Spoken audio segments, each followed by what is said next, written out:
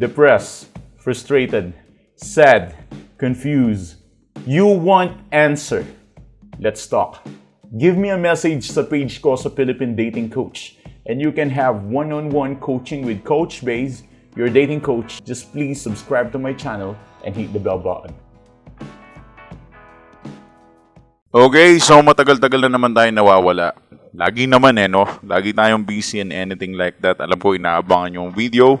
Pasensya na for how many days na nawala na naman si Coach Baze. But I'm back again.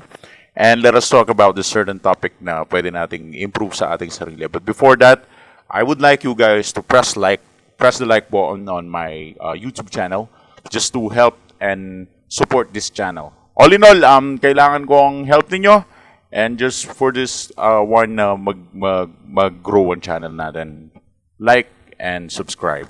It's so important. Anyways, let us talk about this topic na pag-uusapan natin today. Ito yung iwasan mo ito para manumbalik ang pagmamahal ng ex mo. So, ano nga ba ang mga bagay na dapat mong iwasan para yung card is ma-reverse mo? Parang reverse uno, di ba? Ma-reverse mo yung card para yung attention sa'yo mag-grow ulit psychologically. Para mapunta naman sa'yo yung attention na talagang gusto mong makuha. But first, you need to deal with yourself. Bago mo gawin tong mga bagay na i-advise ko ngayon, gusto ko mo munang matutunan mo kung paano makipagkaroon ng agreement sa sarili mo dahil kadalasan kasi sa inyo mga walang disiplina. Yung tawag nyo dyan sa Filipino term, mga marurupok daw kuno. Ang dali ninyong gumive up, ang dali ninyong mag-chat, ang bilis ninyong mag-iba. Diba? Halimbawa, plano ba mag-no contact rule? Konting kembot lang ng ex mo, wala na yung no contact rule, diba? Konting papansinin mo. Konting palalakihin mo. Dumaan lang yung ex mo, iisipin mo agad, mahal na mahal ka.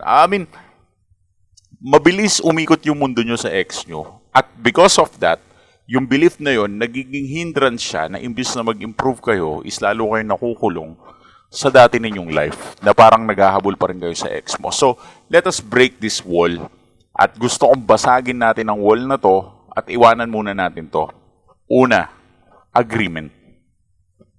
Kailangan magkaroon kayo ng agreement sa sarili ninyo na hindi na kayo magiging marupok pa at hindi na kayo magiging easy to get.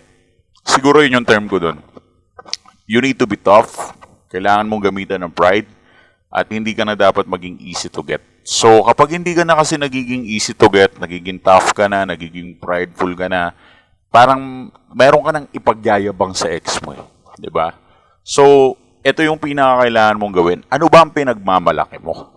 At bakit ang lakas yata ng loob mo na umiwas-iwas sa ex mo? At ipakita sa kanya na hindi mo siya kailangan. Yun yung gagawin natin. Magbibigay tayo ng long-lasting impression sa ex mo na ma-pride ka at meron kang tapang, meron kang lakas ng loob na gagamitin upang makipaghiwalay completely sa kanya. So, the first thing, itatanong mo sa akin, bakit kailangan ng pride? Hindi ba parang asama naman na pride ang maririnig? You know, alam ko marami nagturo sa inyo na ang pride huwag siyang gamitin. Siguro kung karelasyon mo, walang masama kung magpakumbabaan kayong dalawa. Pero kapag ex na ganyan na hindi ka na mahal, yan na kasi nawawala sa inyo. Nawawala na yung sense of pride ninyo. At dahil sa pagkawala ng sense of pride ninyo na yan, after ng breakup, yung sense of pride ninyo, tinutuloy-tuloy nyo pa rin na parang wala pa rin kayong pride hanggang after ng breakup. Kaya parang walang thrill. Hindi na re-reverse yung card, di ba? Hindi na re-reverse yung situation. Imbis na psychologically, balikan ka ng ex mo. Parang nananatili tayo dun sa dungeon, kung tawagin natin, na parang nandun kayo sa kadiliman na wala kayong ego, wala kayong pride, yung pakiramdam na hindi nyo kayang mabuhay na wala yung ex nyo.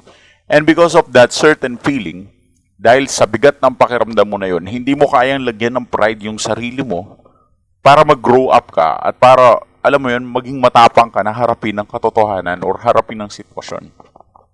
So, because of that, wala ka ngayon impression sa ex mo. Kumbaga yung impression niya sa'yo, bagsak.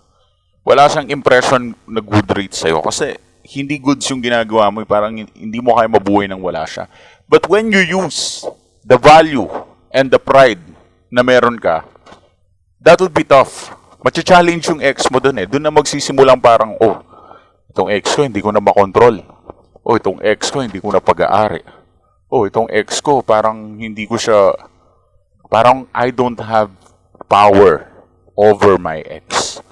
Yun yung nafe-feel niya ngayon. Nafe-feel niya na wala siyang power towards you. Wala siyang power na kontrolin ka. Wala siyang kakayahan. Wala siyang kapangyarihan. At dahil nafe-feel niya yun, doon na nagiging tough ang lahat. Nagkakaroon ka na ngayon ng value sa isip niya unti-unti. Nagiging high value ka dahil alam niya sa sarili niya na hindi ka na niya kontrolado. At lahat ng bagay na hindi natin kayang bilhin, na hindi natin pag-aari. Kumbaga, ramdam niya sa sarili niya na hindi ka na affordable. Hindi ka mumurahin, hindi ka nabibili basta-basta. At dahil hindi ka nabibili basta-basta, hindi ka na niya ngayon afford. Alam niya ngayon sa sarili niya na hindi ka niya kontrolado. Kasi hindi ka niya nabili.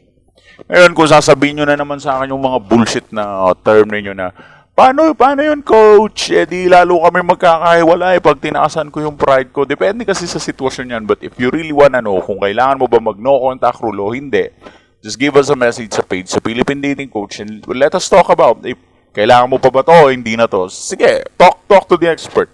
Ako ang magko-confirm kung kailangan mo na no contact o hindi. But as of now, yun lang ang kailangan mong iwasan. Iwasan mong mawala yung pride na meron ka. Magkaroon ka ng agreement sa sarili mo na magsimula ngayong araw na to, magiging matigas ka na. Thanks for watching.